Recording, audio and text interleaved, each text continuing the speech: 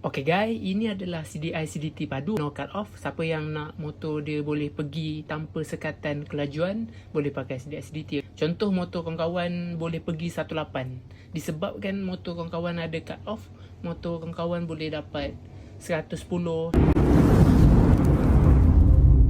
120. Jadi dia ada sekatan kelajuan. Bahaya apabila sekatan kelajuan ni kalau ada dekat motor kita, okay? Waktu kita nak memotong, kita nak memotong lori ke kereta, jadi macam kita nak potong kan, dia ada cut off. Dia akan melambatkan kita punya motor dan boleh mengakibatkan kemalangan lah.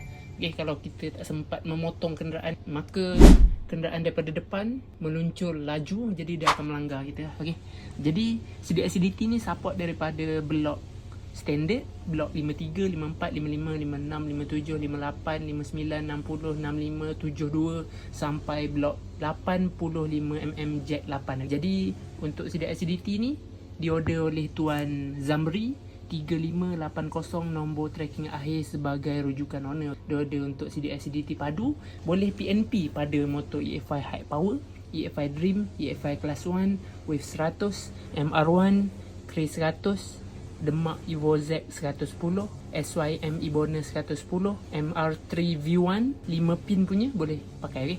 Nampak tu ada 5 pin, okay? Kalau MR3 V2 tak boleh sebab dia 4 pin.